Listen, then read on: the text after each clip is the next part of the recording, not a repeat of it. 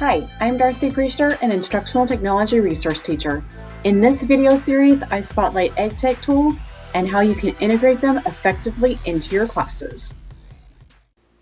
Welcome to Tech Tuesday. This is the first episode of Season 5 and number 51 overall for those keeping count. If this is your first time watching, welcome.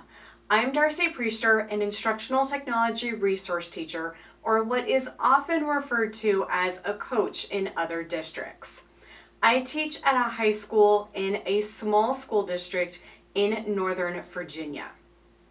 I've been in this role since 2006 and I love sharing technology integration ideas with fellow educators. So thanks for joining me. I am so excited to share some new things this season, like the brand new opening that you just saw, and using Wakelet to archive resources from each episode. In the video description area on YouTube, you will now find a link to Wakelet where you can view the resources mentioned in that episode. Also in the description area, I've learned that if you put timestamps to specific sections of the video, it will automatically create a link which viewers can click on to jump to that section. In the first episode of every new season, I gather up ideas from across the internet for the first week of school that will help you and your students get to know each other and get started on a great path for the rest of the year. Things are definitely different this year, and many school districts across the country will be starting things remotely or using a hybrid of face-to-face and online learning. So it's even more important for our students to know who we are and in return know who they are. As I was preparing for trainings for the fall and reflecting on everything that has happened since March, I was really startled to realize that we are getting brand new students in the fall. When the pandemic hit, we had already built those key relationships with our current students. But now it's all different because we will be a new person in the lives of our students and vice versa. The way we build these relationships this year won't be done in a typical way, but I really can't stress enough about taking time to get to know your students during this first week of school and let them know that you are there to support them. I hope the ideas in this episode will help you build these key relationships. So let's jump into these ideas. In the last episode of Season 4, I shared Debbie Holman's idea for Flipgrid goodbye messages at the end of the school year using their augmented reality QR codes. So now that it's the beginning of the year, why not flip that idea around? You could record one message, or several if you want, to all of your new students and send them a QR code on a postcard, welcoming them and introducing yourself. I think it would be a fun way for students to get to know you. And don't forget, Flipgrid has the ability to upload videos too. So you could create your video using another tool and upload it to use Flipgrid's augmented reality. Or you could just record a video, upload it to YouTube, and make a QR code out of the URL. I'm sure there are several ways that you can do this. If you have other ideas, leave a comment on the blog or on YouTube. If you're looking for an easier way to use Flipgrid though, you could try this next idea. I absolutely love the Twitter educator community. They are willing to share ideas such as this one from Jake Miller. Although he does admit that he got the idea from someone else on Twitter, but can't remember who. Before school starts, create a grid topic just for student introductions, where your students can introduce themselves and you can hear the correct pronunciation of their name while also starting to put names and faces together. Send students a message via your LMS with the link to the grid. And it's even easier than ever to view student responses, as Flipgrid has made the teacher dashboard, the interface, cleaner with less clicks. I've also linked to 16 ways to use Flipgrid for the first day of school, which you can find in the episode notes. This next idea is so very cool, and I've been really excited to share it. Last spring, I saw a tweet from teacher Mr. Jeans showcasing examples of his students creating self-portraits. Students lay down on a flat surface like the floor or a bed and put all of the things important to them or describes more about themselves on the surface surrounding them, so like surrounding their head, and then have another person snap the picture. My first thought was, what a great project for the social media engaged generation.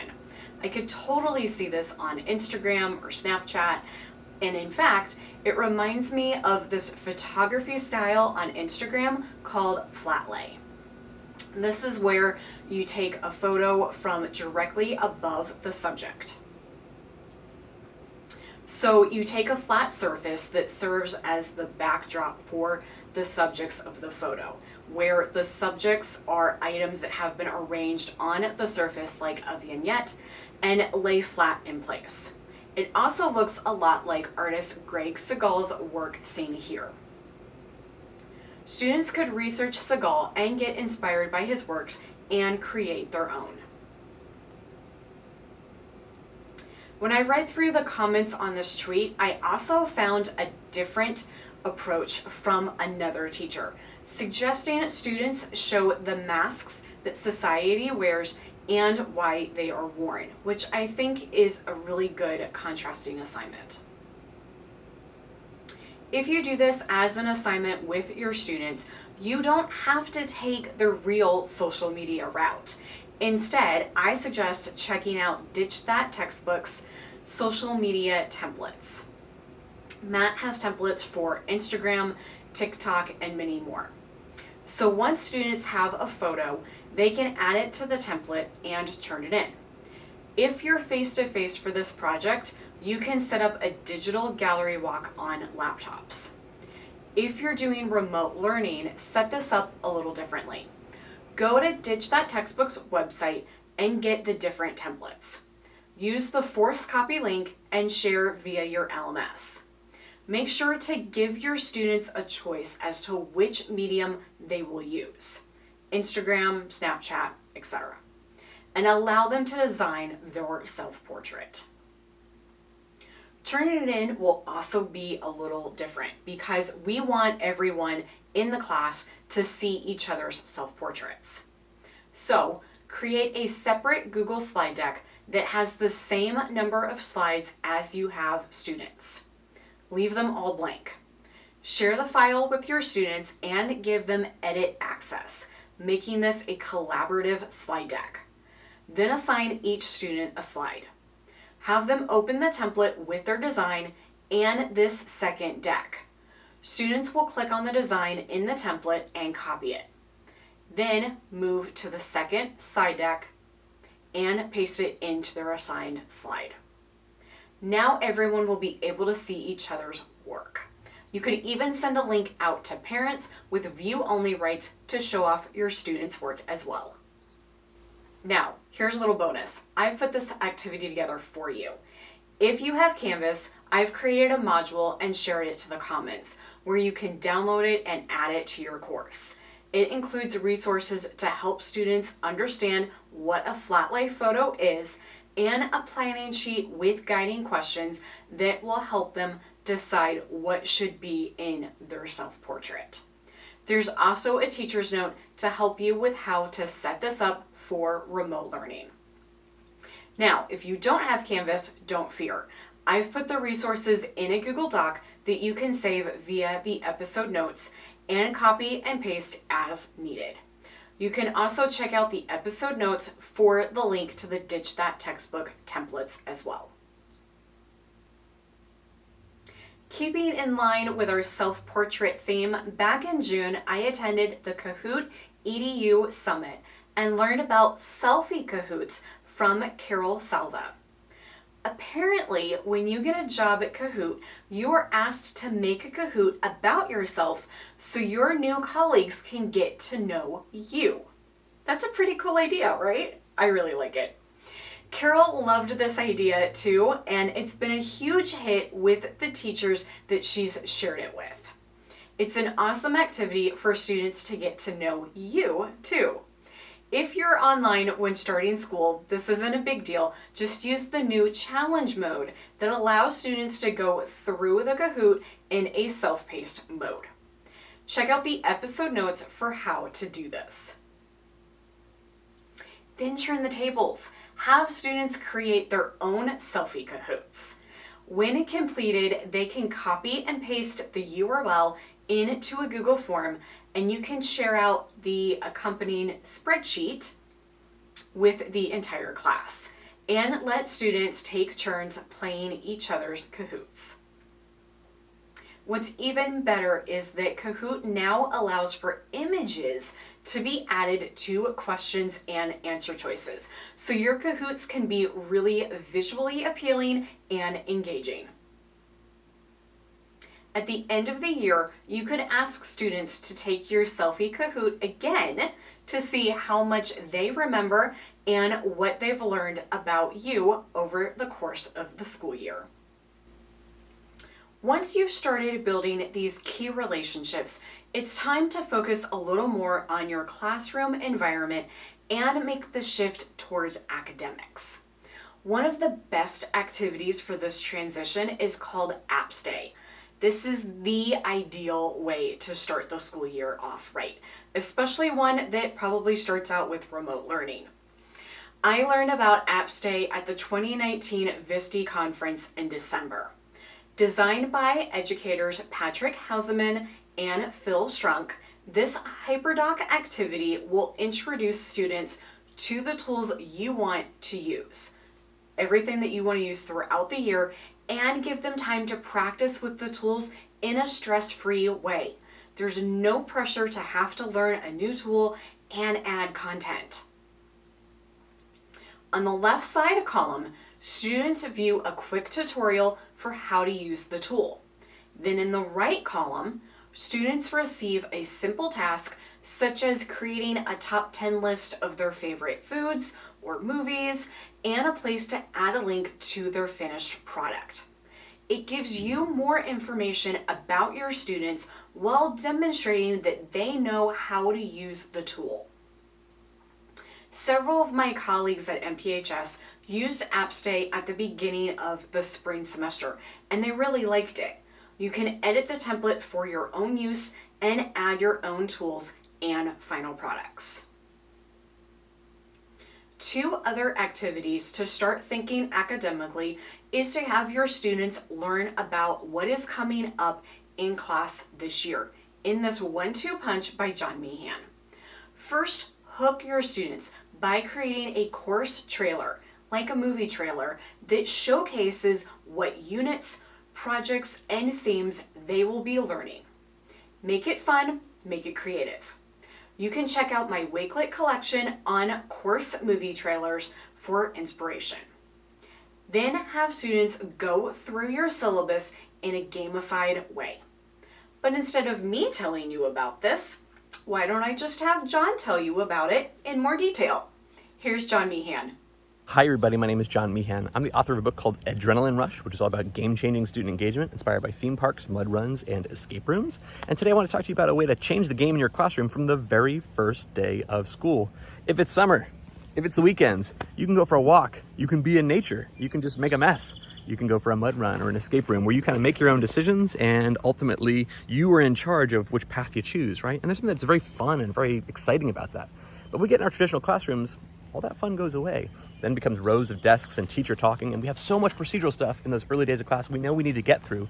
What winds up happening is all the joy of being outside and that excitement that was part of their summer immediately gets sucked out of every student because they walk in and they say, well, School again, back to rules, back to rows, and they lose that sense of autonomy and agency and purpose. So I said, is there a way that we can create some sort of game-based introduction to our class where we would be able to accomplish a lot of the fun, the energy, the excitement of the great outdoors, or whatever the theme is for you, maybe space exploration or time travel, whatever it looks like, and then create a classroom that says, before we go into the full year of study of whatever the content is, we're gonna have to prepare for our trip as if we were going on a big old outdoor adventure, packing up our hiking bags, or packing up our rocket ships, or packing up our time traveler machines, whatever that looks like.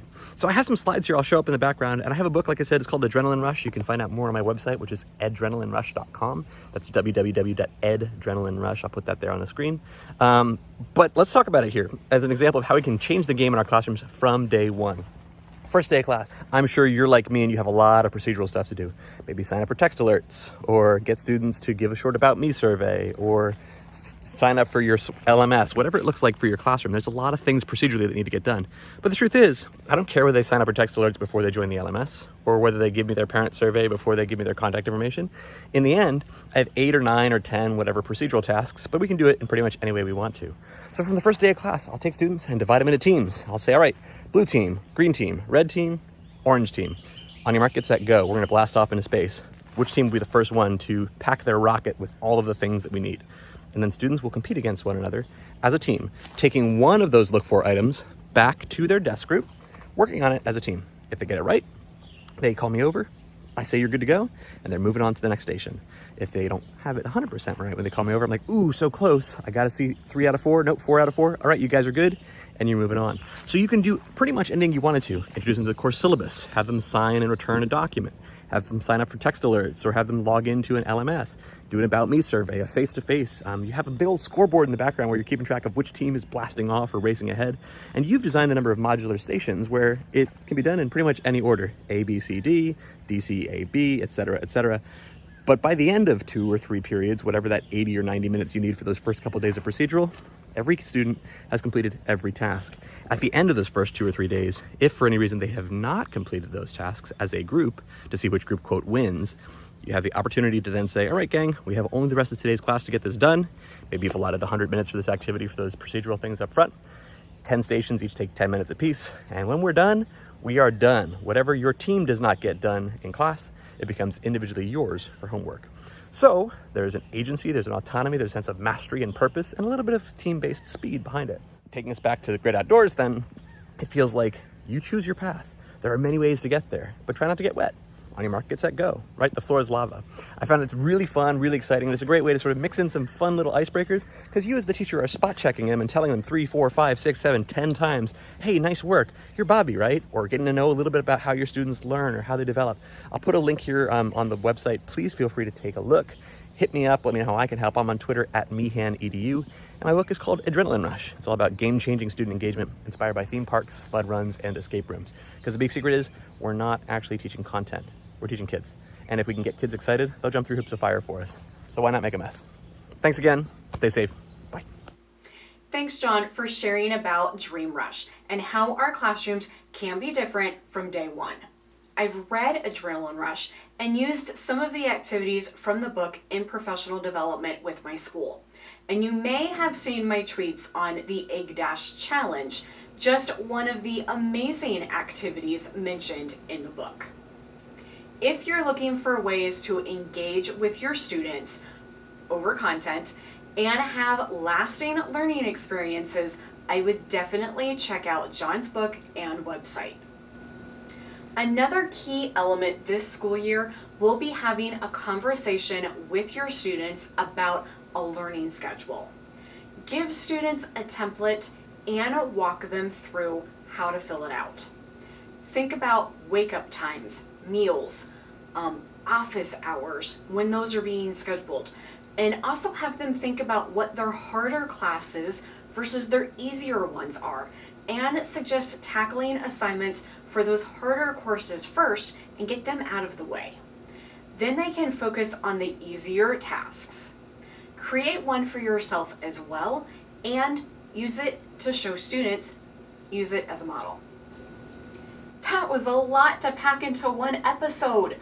But remember, all of the resources from today's episode, as well as some extra tutorials that I've added in, can be found in my Wakelet collection labeled Tech Tuesday episode notes. I've also added in past Tech Tuesday episodes featuring first week ideas, so you can see the ideas that I've previously recommended. You can follow me on Wakelet at wakelet.com/@PriesterDL or click the link in the description area down below.